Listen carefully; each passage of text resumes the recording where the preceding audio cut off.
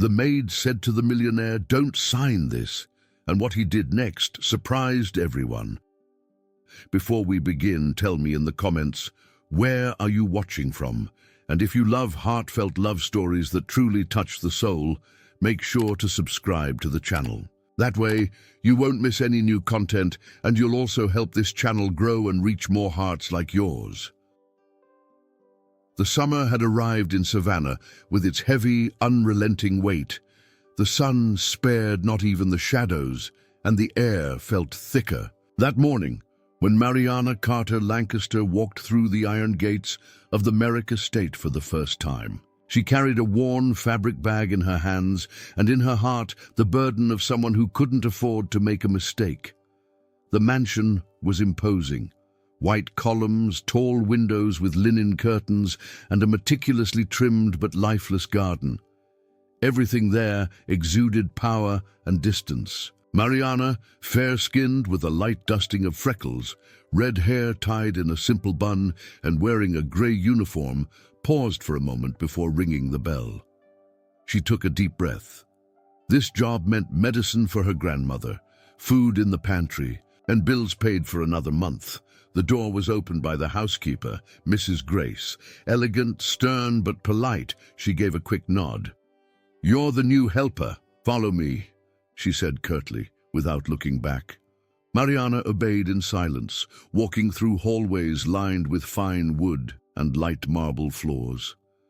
Every detail of the house seemed carefully designed to impress and intimidate. The walls displayed old paintings and business awards. It was the world of the untouchables, and she was just an invisible presence among them. At the end of the hall, Grace pointed to a discreet room.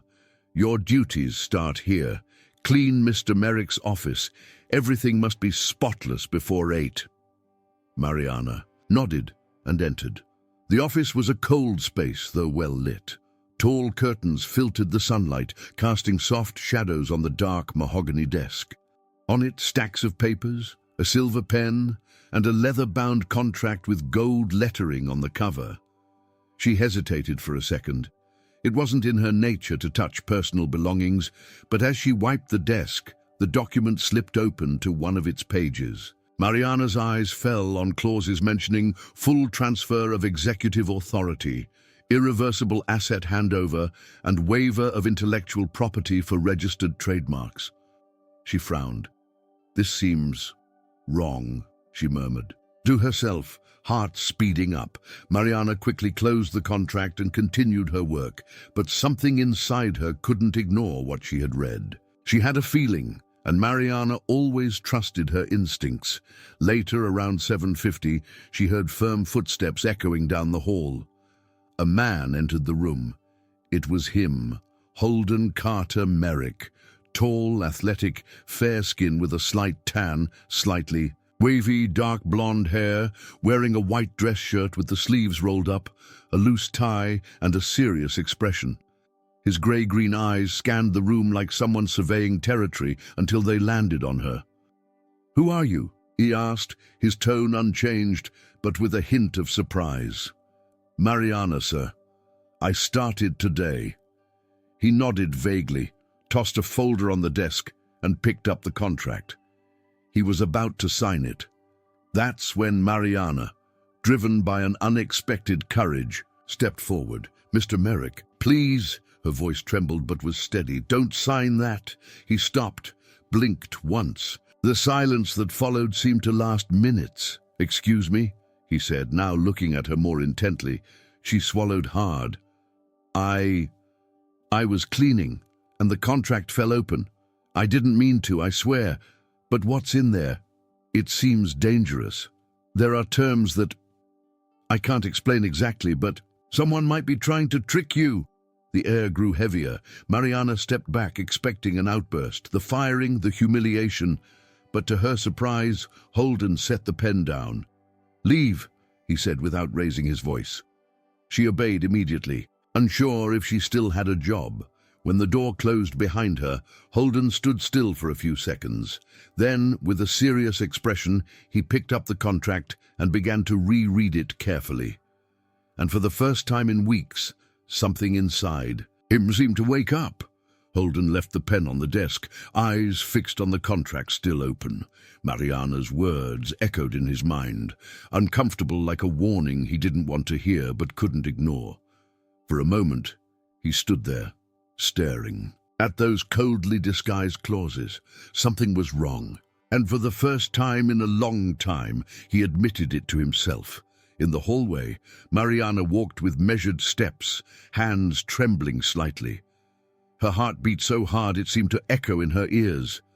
She thought she had crossed a line, that maybe she had destroyed the only source of income, keeping her grandmother with medicine and food on the table. But deep down, something told her she had done what she needed to do. Hours later, at the end of the workday, the house seemed to fall into a silent slumber. The other staff had gone home, and Mariana was allowed to tend to the inner garden, a secluded area in the center of the mansion, surrounded by large glass windows. There, among well-kept ferns and small white rose bushes, she crouched to clean fallen leaves, and without noticing, began to softly hum an old song her mother used to sing to her as a child.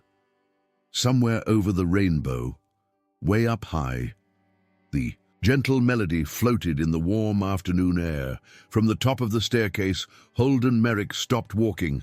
The unexpected sound held him in place. That voice was pure, sincere, unlike anything he heard in his world filled with meetings, contracts, and empty promises. He couldn't see Mariana, only hear her. And in that moment, without knowing why, he felt a faint ache in his chest. Later, that evening, Mariana was called back to the office. The housekeeper gave no explanation. When she entered, the room was dimly lit, and Holden sat at the desk, sleeves rolled up and a half-empty cup of coffee at his side. Mariana hesitated. "Come in," he said without looking up. She stepped in slowly. "Have you always been curious, Miss Lancaster?" Mariana felt her face grow warm. "I'm not, sir. It was an accident, but I got worried." Holden lifted his gaze. There was no anger, but no kindness either. "You have no idea about the games that surround this place, do you?" She lowered her eyes, but replied firmly, "No. But I know danger when I see it, and that," she nodded slightly toward the contract, "smelled like a trap." There was a moment of tense silence. Then, without warning, he pulled out a heavy folder from a side drawer, filled with stapled, scribbled, and apparently disorganized documents. "Then take a look at this," he said, pushing it to her side of the desk like a test. Mariana approached. Her eyes scanned the contents carefully. They were statements, parallel contracts, terms signed under shell companies, all connected to Veronica Blackwood, a name she had only heard whispered by the maids and seen on magazine covers. She swallowed hard. "Why are you showing me this?" she asked, confused. "Because I'm tired of pretending I don't know what I'm getting into." Mariana looked him in the eyes. For the first time, she didn't see a powerful CEO, but a weary man. And more than that, she saw fear, a fear he would never admit out loud. Holden stood, walked to the window and turned his back. "You should. Go home, but come back tomorrow. Same time." She hesitated for a second, then nodded. "Good night, Mr. Merrick." He didn't respond, just stood there with his hands in his pockets, staring into the darkness outside. When the door closed behind her, his expression hardened again. He knew what was coming. In the hallway, Mariana walked slowly, absorbing everything she had seen. What once seemed like just a dangerous contract now revealed itself to be a much bigger web, and unintentionally, she was right in the middle of it. That night, when she got home, Mariana took off her uniform, let down her red hair, and sat beside her sleeping grandmother. The elderly woman's fragile breathing reminded her why she endured so much. She looked out the window at the Georgia sky and felt that something had changed. She just didn't know yet that this was only the beginning. The next morning, the heat in Savannah was already settling in before 7. Merrick Mansion was bustling, preparations, flower deliveries, staff moving quietly through the halls. At the center of it all, one woman's name hovered like a constant whisper. Veronica. Blackwood Mariana arrived on time, red hair neatly tied back and uniform immaculate. She was sent to the main hall to help prepare for a dinner reception happening that evening. As she aligned silverware on the white tablecloth, she heard voices approaching. "Hold the orchid at the base, dear. That's it. Don't let your insecurity show," said a woman's voice, sweet on the surface but laced with arrogance. Veronica Blackwood appeared beside the decorator, wearing a white linen jumpsuit, oversized sunglasses, and a perfectly practiced fake smile. Her presence was elegant but calculated, as if every step were a performance to maintain control of the stage. Her skin was sun-kissed from the Bahamas, her light blonde hair impeccably styled, and her stiletto heels struck the marble floor like whips. Upon seeing Mariana, Veronica removed her glasses and looked her over from head to toe with a brief, disdainful glance. "You're new?" she asked, not waiting for an answer. "I need someone to check the crystal glasses on the garden table. But with gloves, please. They were my grandmother's, and I don't want anyone's fingerprints on them." Mariana simply nodded with a discreet smile. "Yes, ma'am. I'll take care of it." Veronica smiled back, but her eyes stayed cold. This wasn't a request. It was a reminder of who was in charge. Hours later, Mariana was in the garden, polishing glasses under the shade of the magnolias. A soft breeze played with the loose strands at her nape. She hummed again, very softly, more to herself than anyone else. She didn't notice Holden watching her from the second-floor balcony. He had woken up earlier than usual that morning. Ever since the conversation with Mariana the night before, something unsettled him. There was an honesty in that young woman he couldn't ignore, different from everything around him, especially and unmistakably from Veronica, while his fiancée was caught up in meetings with stylists, calls with magazine columnists, and engagement photo rehearsals.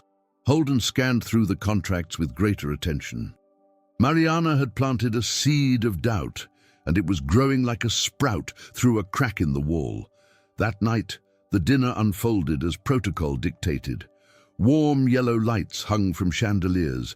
Waiters glided between guests serving French. Wine and the press waited outside the gates for a glimpse of the couple of the year. Mariana was discreetly serving one of the more distant tables when she saw Veronica enter the hall with Holden beside her. He wore a charcoal grey tailored suit, his hair slightly tousled, expression firm. She in a tight blood-red dress, lips perfectly painted, her arm hooked around his like a snake clinging to prey. However, even among so many watchful eyes, Holden looked away for a second and met Mariana's gaze. The moment was brief, a second, two maybe, but it was enough for something to change. Later, behind the scenes, Mariana was helping organize the used dishes when she heard muffled shouting coming from the service kitchen. She approached quietly and caught Veronica arguing with one of the kitchen maids, a black woman named Diane who had worked in the house for over 20 years. "You think I don't notice how slow you are? These glasses don't clean themselves. If this continues, I'll ask Holden to fire you personally," said Veronica, her face just inches from the employees, her tone icy, the threat masked in a venomous whisper. Mariana closed the door slowly, her stomach turning. Hours later, when everything was over, she was walking through the main hallway carrying clean towels.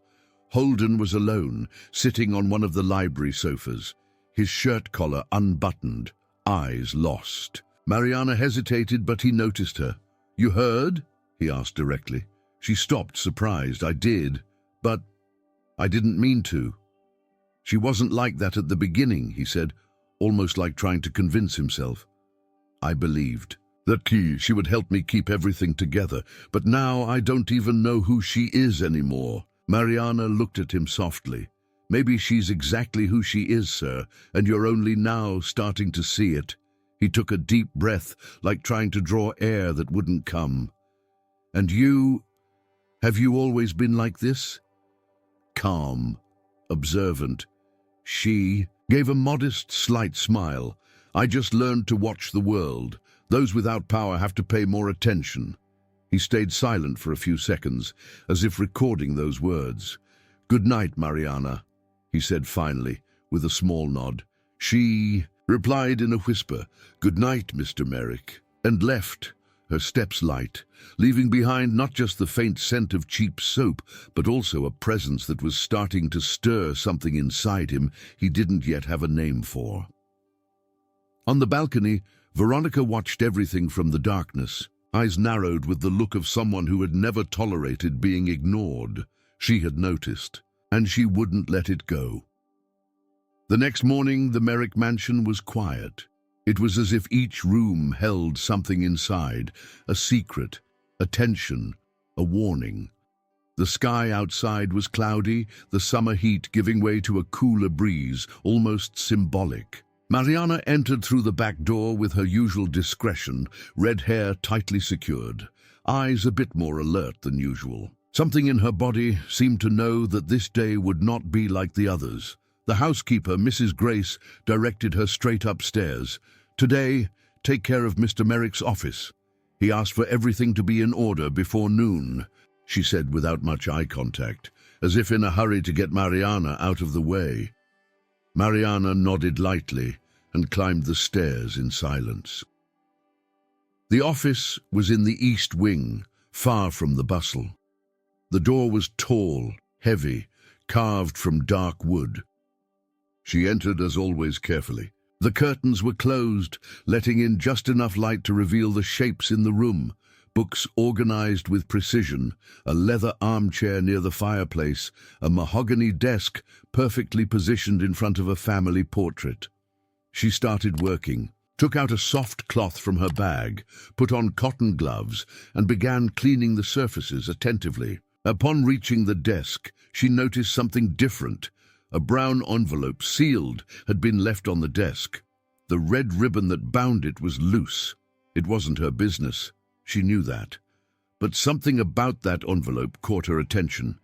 The seal bore the Merrick Holdings Company crest, and even without meaning to, her eyes landed on the first page of a contract, sticking out slightly. Transfer of executive power, irrevocable waiver, merger with Blackwood Investments. The blood drained from her face. Illegal clauses. Terms that stripped Holden not only of control over the company but also of the rights to social projects he had founded after his father's death. This wasn't a merger. It was a subtle, well-planned coup. Mariana stepped back, her heart racing. She heard footsteps in the hallway. She quickly tucked the papers back as they were and returned to cleaning, trying to steady her breath. The door opened. Holden entered, blazer draped over his arm, tie loosened, expression exhausted. Mariana froze. He paused upon seeing her, but didn't speak right away. "Good morning," he murmured, walking straight behind the desk. She glanced at him. He was about to pick up the pen. The contract lay right in front of him. Then something stronger than fear rose inside her. She took a deep breath, pressed her fingers against the fabric of her uniform, and spoke. "Mr. Merrick, don't sign that." He slowly looked up, as if unsure of what he had heard. "Come again?" "That contract. I saw part of it, and I know I shouldn't have, but, sir, it's dangerous. The clauses, they're outrageous. They'll take everything. And from you." A dense silence filled the room. Holden leaned back in his chair, eyes locked on her. There was no anger on his face, no contempt, but there was something more serious, a kind of shock. "You read my documents, Mariana." "No, they were open. It was an accident. I just read enough to know someone is trying to deceive you." She braced for the explosion, the firing, a yell. But what came was different. Holden looked away from her, picked up the contract and flipped through it slowly. Then he sighed. "Veronica assured me it was just a formality, that it was to make the merger easier with her father's investors. he said in an almost rehearsed tone, like someone repeating something they no longer believed. Mariana stepped forward. With all due respect, she's not protecting you. She's taking everything that's yours and smiling while doing it. The silence that followed was long. Holden stood up, walked to the window. Rain had started to fall outside, softly, as if washing the tension from the air between them. "Why are you doing this? Why risk yourself?" he asked, still facing away. "Because my grandmother always told me that when you see an injustice, even if you can't stop it, you shouldn't pretend you didn't see it." He turned slowly. His gaze met hers, unguarded. "You're different from everyone I've ever met in this house." Mariana looked down. "I'm nothing more than someone trying to do what's right." Holden returned to the desk, picked up the pen, and pushed the contract away. "Thank you," he said simply. Mariana felt her legs weaken, but she stood firm, not knowing yet that this gesture, speaking up, risking herself, being seen, had just changed the course of their lives.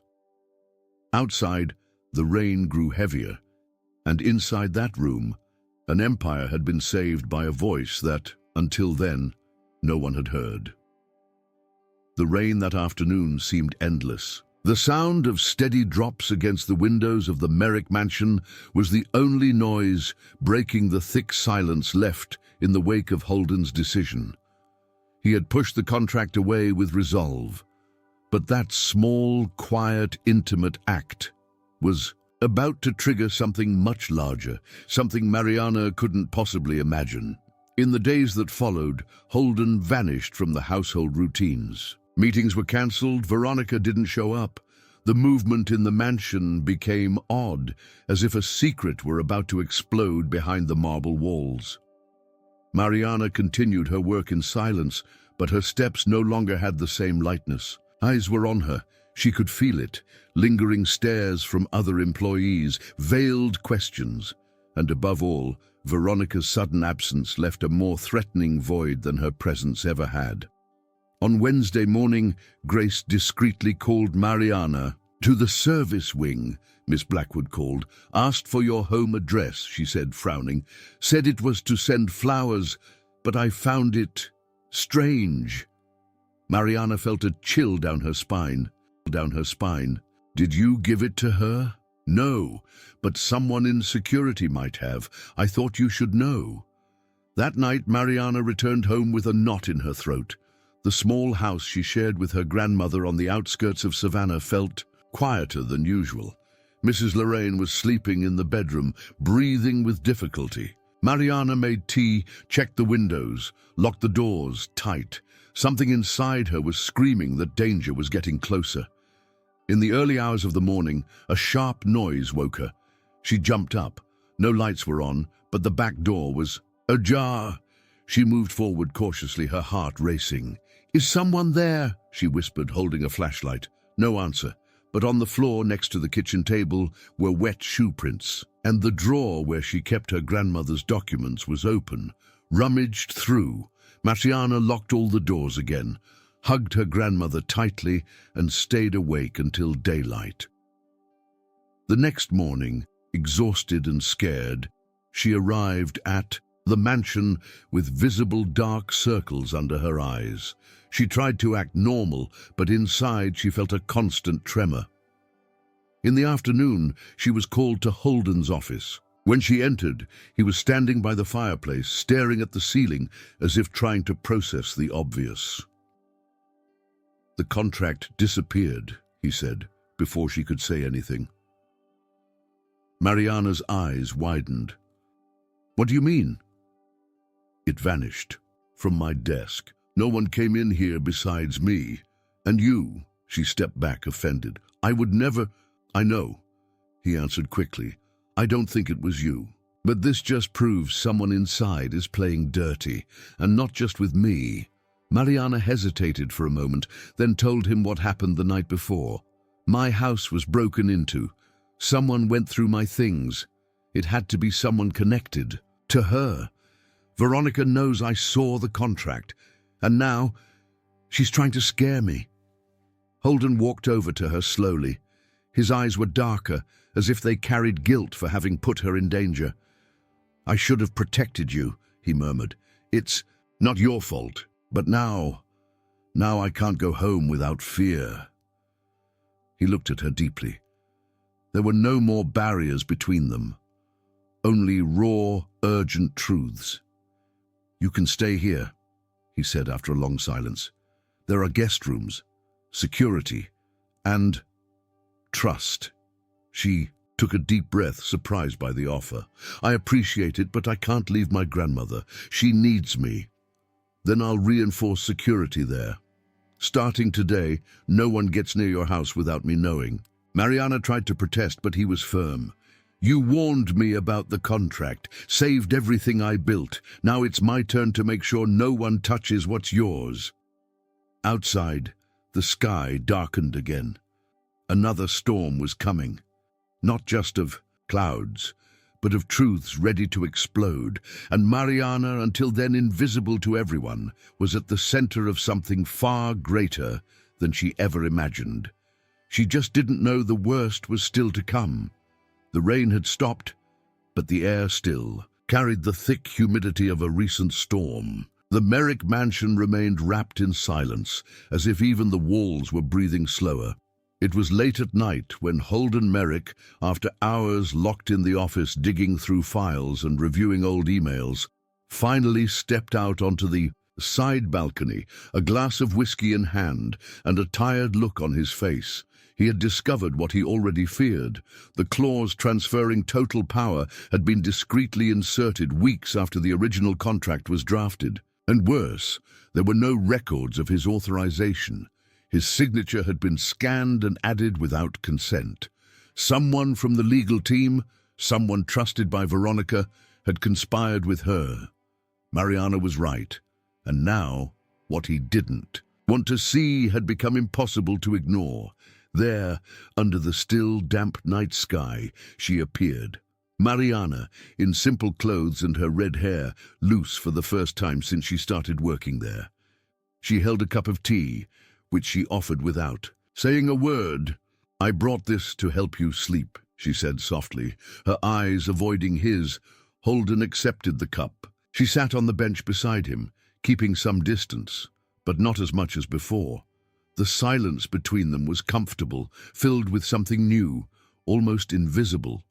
For a few minutes, only the sound of crickets and the distant city filled the space. "You were right," he broke the silence bluntly. "The clause wasn't there before. They inserted it later, forged my authorization." Mariana closed her eyes for a moment, taking a deep breath. "She doesn't just want your money, Holden. She wants your story, your name." The way she said his name caught him off guard. It was the first time she didn't call him Mr. Merrick, and somehow it felt right. He turned slightly toward her. "Why do you care so much?" he asked, not with suspicion, but with genuine weight in his voice.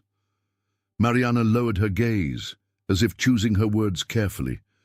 After a long silence, she spoke. "Because the Merrick Empire isn't just about hotels and profits, it's about people.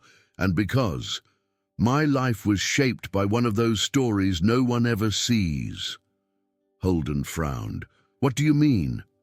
She took a deep breath, clasped her hands in her lap, and then told him, without embellishment or drama, "My parents died 10 years ago.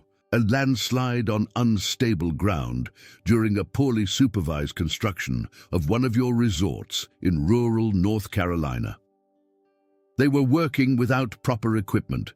There was a complaint that was never investigated. No one took responsibility. They just said it was a geological accident. I was 17. That's when my life stopped." Holden froze. Mariana's words hit like stones against his conscience. His face flushed, not from personal shame, but from inherited guilt, as if the empire he helped uphold had blood in its foundation. "Mariana, I had no idea. I'm so sorry," he said, almost in a whisper. She looked at him for the first time, directly. "I don't expect pity," I just needed someone to know. Silence returned, now heavier. Holden set the whiskey glass down and leaned a bit closer to her. The night breeze gently tousled the loose strands of her hair. She didn't pull away. He reached out slowly, as if offering something without demanding anything in return. She hesitated, then let his fingers touch hers, still resting on her lap. It was a simple gesture, but within that touch, there was something intense, silent and new. No promises, no certainty, but there was respect, admiration, a wordless connection. They looked at each other for a moment, and in that instant, Holden saw Mariana not as the maid, nor as the girl who warned him about a contract, but as the woman who, even marked by pain, was still capable of extending her hand and offering tea in the midst of chaos. "Do you forgive me?" he asked, and it was the first time his voice sounded broken. She gently squeezed his hand, saying nothing, and that was enough. In the background, the light from the mansion reflected softly over the porch, and even without music, it felt like the world had gone silent just to hear the sound of what was beginning there. They didn't know how long that peace would last, but for one night, it existed. The weekend arrived, bringing the kind of sparkle Mariana always avoided. Crystal lights, long dresses, columns decorated with extravagant arrangements. The Merrick mansion would host a charity gala dinner promoted by Veronica Blackwood, or as the society columns announced, the future Mrs. Merrick in action. It was the perfect night to show the world how influential, united and unshakable the couple was, and also the night Veronica would choose to strike. Hours before the reception, Mariana was quietly helping to organize the space. She moved among the guests, invisible as always, but something in her eyes was different. After the conversation on the porch, after the touch of their hands, a new restlessness had grown inside her. Something between doubt and hope. Veronica noticed. With eyes trained to spot threats, she sensed the shift. She also sensed Holden's slight withdrawal, his controlled coldness, his increasingly long silences when she spoke. And just one subtle glance from him toward Mariana, from atop the staircase, was enough to confirm her suspicion, like poison settling in. In the main hall, everyone was in place. Musicians tuned their instruments, waiters floated with silver trays, and camera flashes blinked gently. Holden entered in the same sober suit as always, discreet, impeccable, his eyes constantly searching for Mariana among the guests. She was there, near the curtains, in a simple black dress she wore when the job called for formality. Hair up, posture upright, and a light in her eyes she hadn't even known existed. That's when Veronica stepped in. The socialite crossed the hall with impeccable elegance. Her golden dress hugged her figure perfectly. The smile on her lips was sweet as honey, but her gaze cut like a blade. "Darling," she said, lightly touching Mariana's arm in front of everyone. "Would you mind coming with me for a moment?" Mariana nodded politely. The two walked to the center of the hall, near the decorative fountain. Some people began to turn subtly, sensing the tension. Then Veronica spoke, not lowering her voice. "You got close too fast for someone who scrubs floors, don't you think?" Mariana froze. The words cut deep. A brief silence spread around them. Veronica smiled. "Clever little maids are always the most dangerous. But if you think you can move up by charming the boss with looks and sad stories, well, maybe you're in the wrong job." Holden saw it. From afar, he saw Mariana frozen pale, he saw Veronica smiling like she had won, but he didn't move, didn't say a word. His eyes simply closed slowly. He hesitated, and that second of hesitation would cost him dearly. Him dearly. Mariana pulled herself together with dignity. She looked at Veronica, then at the faces around her, and then, with a quiet but firm voice, she said, "I thought this place was made of people, but now I see it only cares about the surface and turned her back. She walked across the hall with the lightest step she had ever taken in that house. She didn't cry, didn't scream, but something inside her broke. The next morning, she handed her resignation letter to Mrs. Grace. Holden didn't see her. He was away in meetings with lawyers. Mariana left without a fuss, just as she had arrived. When she got home, she found her grandmother collapsed on the kitchen floor, eyes closed, breathing faint. The world spun. "Grandma, talk to me. Please, stay with me," she begged, trying to wake her. The ambulance arrived too late. The stroke had been silent, swift. Mariana, with trembling hands and still in her uniform, couldn't hold back the tears as she signed the hospital documents.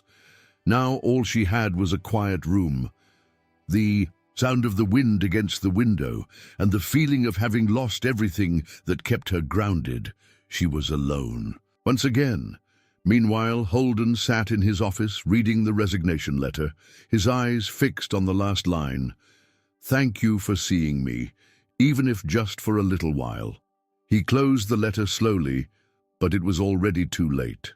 Savannah woke under a grey sky. It was as if the city itself mirrored the silent morning now filling Mariana's eyes. After her grandmother's funeral, she stayed alone in the modest house for days, not touching anything, just listening to the wind and her own thoughts. The pain was so heavy it barely fit in her body. But somewhere between the grief and the emptiness, a quiet conviction was growing. Meanwhile, across town, the Merrick mansion was in chaos. Since Mariana's departure, everything seemed to unravel.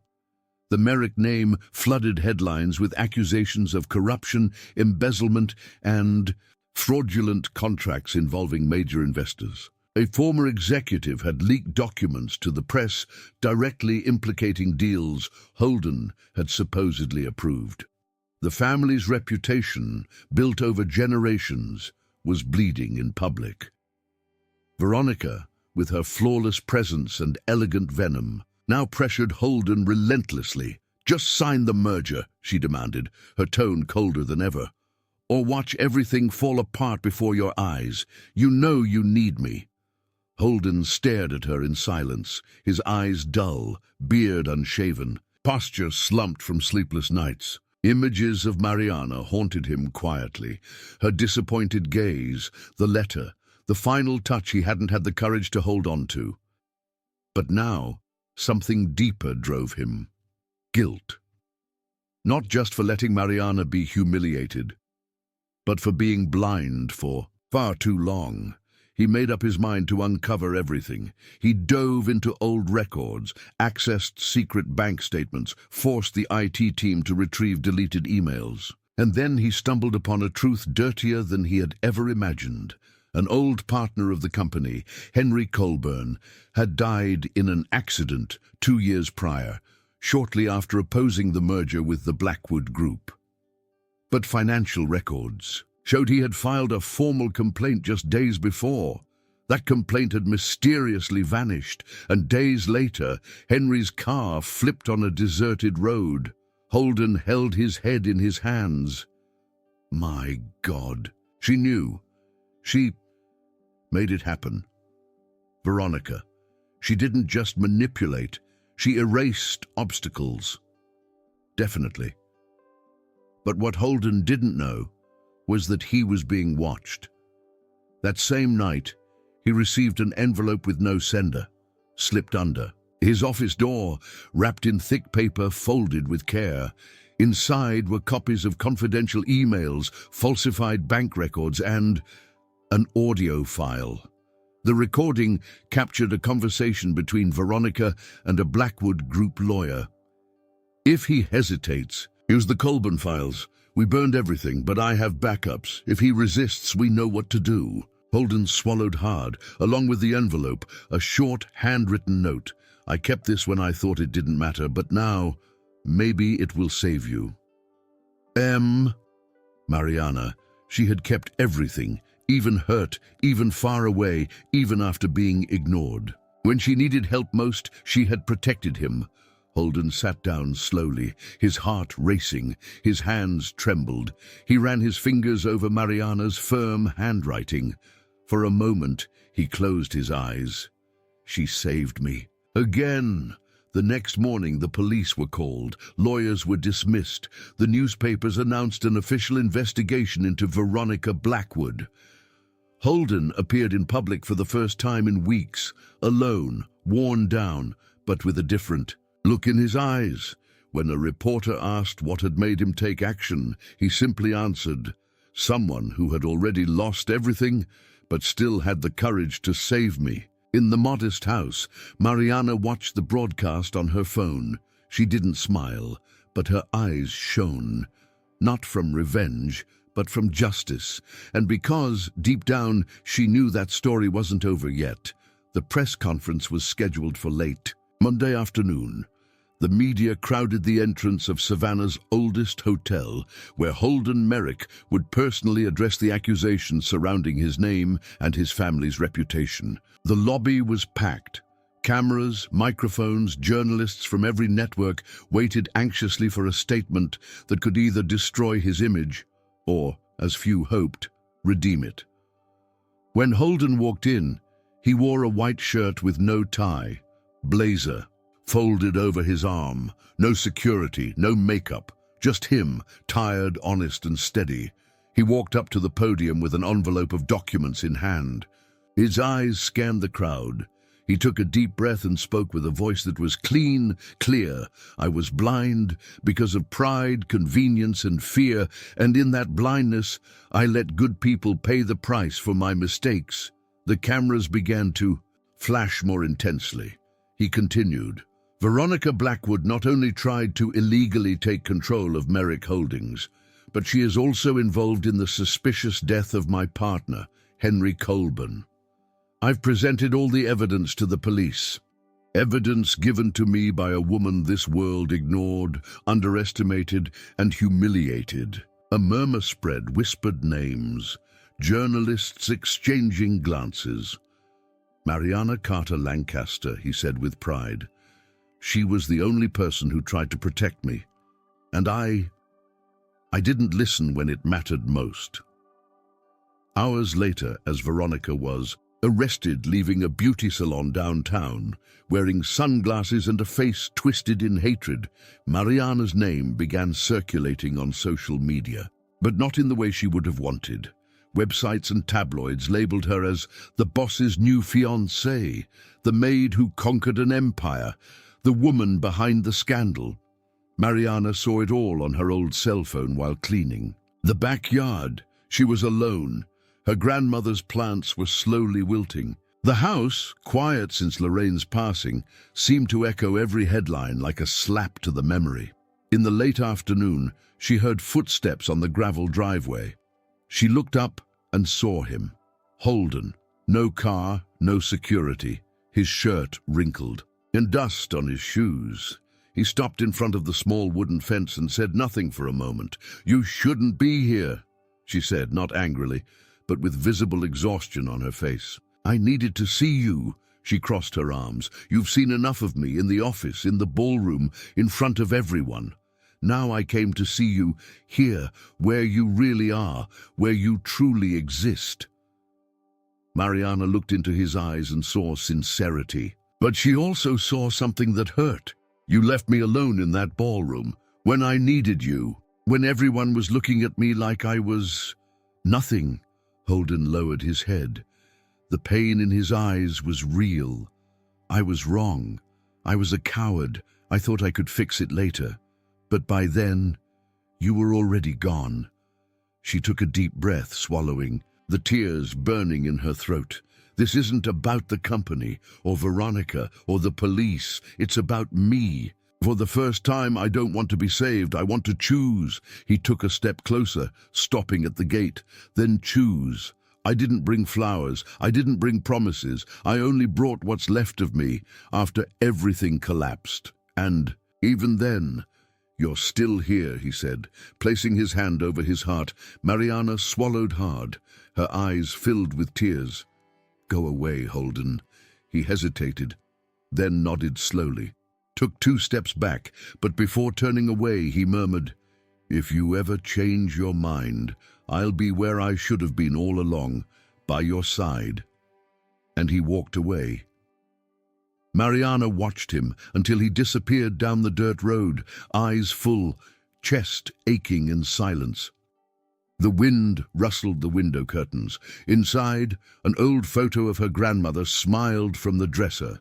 She wasn't ready to forgive, but something inside her, however small, had already begun to shift. Winter passed without fanfare. Savannah bloomed again under the clear spring skies, and with it, Mariana began to bloom too. Months had passed since the day she told Holden to leave. Since then, she had thrown herself into her studies with the strength only those who've known deep pain can summon. On weekends, she attended evening classes in community nursing offered by a newly restructured philanthropic organization in town. The walls were fresh. The uniforms bore a logo with a name that made her stop at the entrance for several minutes, unable to breathe. Lancaster and Holden Foundation, a tribute to 2 names erased by injustice, now remembered with dignity. Mariana touched the sign with her fingertips. She didn't need to ask. She knew who was behind it.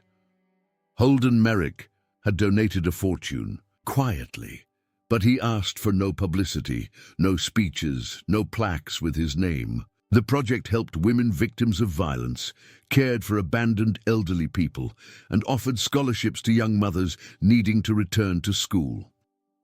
She walked into the nursing wing with her head held high, wearing a white coat, red hair tied back in a low bun, and a determined look.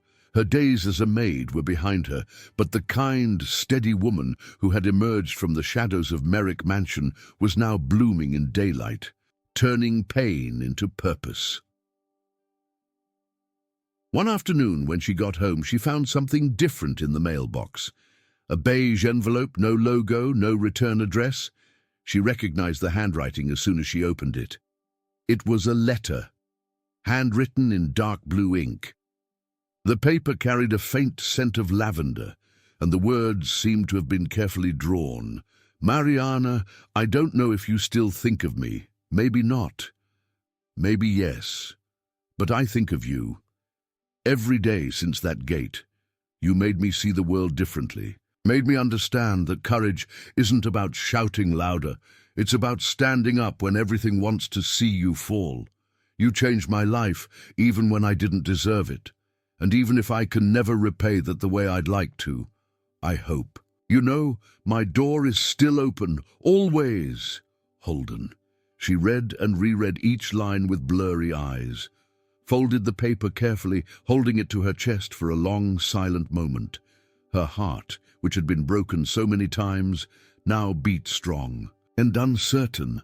The next day she returned to work as if nothing had changed, but inside, every step felt lighter, as if something was waiting to bloom again, slowly, in its own time.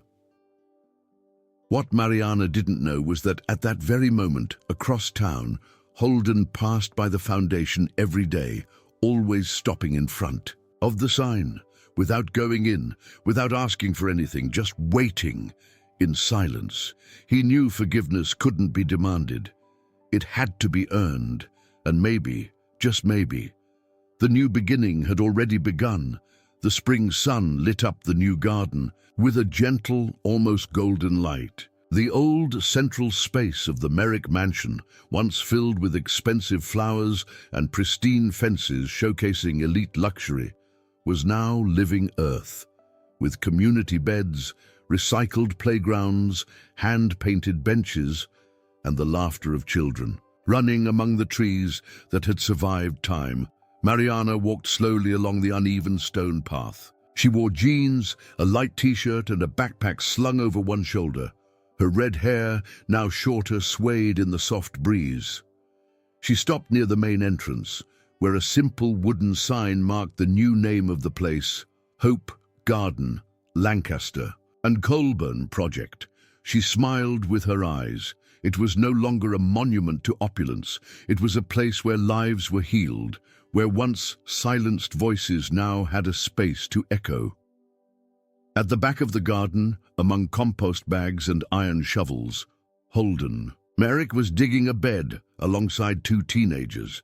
He wore an old dirt-stained shirt, his face sweaty, sleeves rolled up. He laughed at something one of the boys said, with a lightness that had never existed in him before. Then he saw her. There was no running, no dramatic music, no rushed kisses, just a long, real and whole moment. Their eyes met, and everything around them seemed to quiet. Mariana stepped forward, hesitant. Holden slowly put down the shovel and wiped his hands on his pants. She broke the silence first. "You look different," she said gently.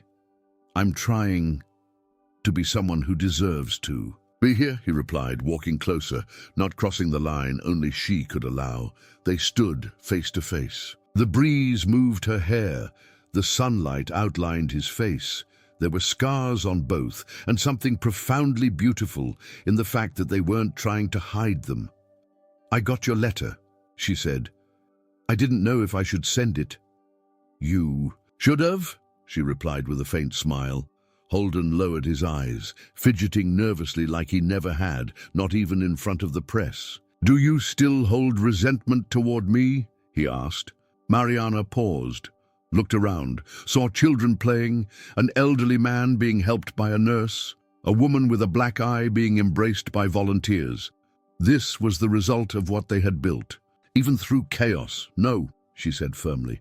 What I held on to has been transformed. Into what? She took a deep breath. Into respect, into growth, and maybe into love. But the kind that grows slowly, without rush, without illusions. He nodded, eyes glistening without shame.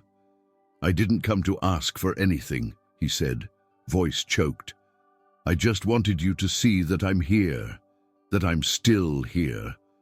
With the door slightly open, Mariana stepped a little closer, lightly touched his arm, and maybe, "I'm getting closer too." They smiled, understanding one another. There was no kiss, no promises, just truth. And in that moment, it was all that mattered, because true love, the kind that stays, isn't born from haste or possession. It reveals itself when two souls strip away their pride and see each other as they are, imperfect, real, willing to walk side by side.